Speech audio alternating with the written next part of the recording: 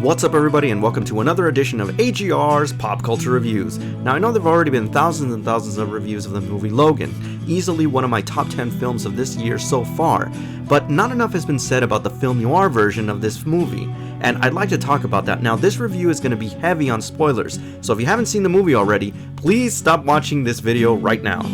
For so many years, it had been said in Hollywood that a rated R film, especially a comic book movie, would never be successful simply because of the subject matter, and they really relegated this to the realm of children. Well, you know, with films like Deadpool, especially Blade being the originator of all this, and now Logan, yeah, that basic formulaic nonsense has gone out the window. What Logan has done is essentially caused a paradigm shift when it comes to the average comic book movie. It's forced Hollywood and audiences to grow up. What makes this movie so brilliant is that you can set a mature theme and you can challenge certain notions with a level of sophistication even inside a comic book movie, and that's what it did really well. Logan really turned the idea of the superhero movie upside down and really put a different face on this construct and how we view superheroes and action movies in general. What I thought was very interesting is that it's very self-aware in what the traditional hero is. At times, and very brilliantly I might add, I felt that this movie was subtly breaking the fourth wall and letting the audiences who grew up with these comic books know that life is not a comic book and you're only betraying yourself by relying on one person to save the ills of the world. And it's really no coincidence, given the theme of this movie, that they make reference and actually say some lines from the movie Shane, which if you understand the end of that film, you'll realize how powerful that is, given the themes of this film.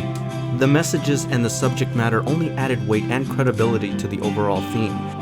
Patrick Stewart is basically brilliant in anything that he does, but his portrayal of Charles Xavier in this film was especially profound, given the theme that they were trying to explore about senility and what happens to individuals, particularly comic book heroes, when the world no longer has a use for them and they themselves feel that they are no longer useful to society.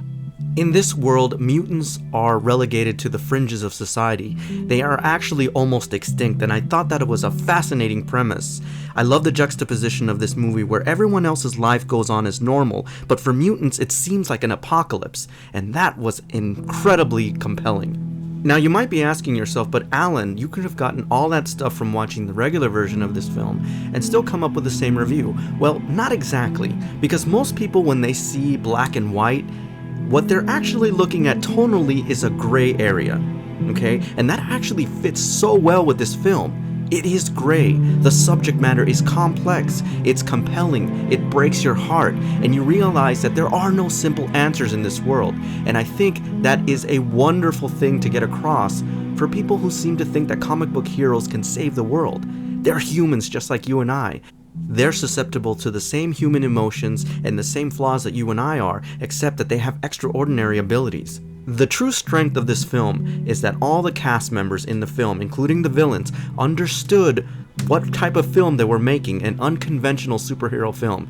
Nobody phoned in their performances, and at times it was so organic that I felt it was completely ad-lib, particularly the scenes between X-23 and Logan. They were absolutely spectacular.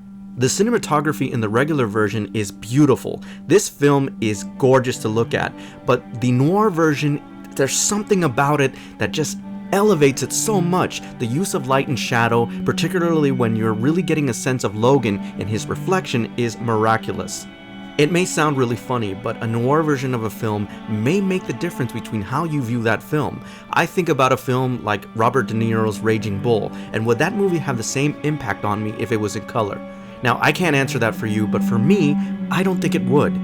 Now, if you're a gamer, you're going to understand the next reference that I make, but the whole time that I was trying to watch this movie, I couldn't help but think of the parallels between this film and Naughty Dog's The Last of Us.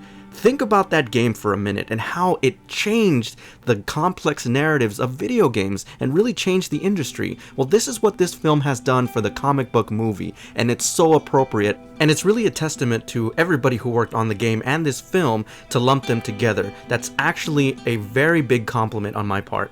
I have to say that even though I saw the original version, it didn't have the same impact on me as it did the second time around when I watched the noir version.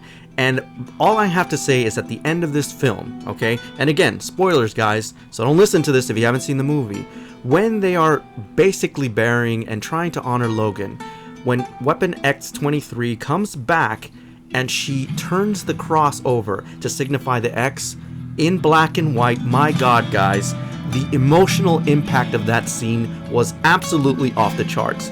That's all I have to say. Now, I didn't see this film in the movie theater purposefully because I really wanted to enjoy the film. And if you've been to the movie anytime lately with these assholes that simply don't make you enjoy the movie, I wasn't going to take a risk on this movie and watch it with a bunch of assholes. So I actually watched it in the comfort of my studio where I can enjoy the film, really dissect it, and really get the most out of it. So sometimes, you know what, I just gotta do that because audiences, to be honest with you guys, are a bunch of assholes.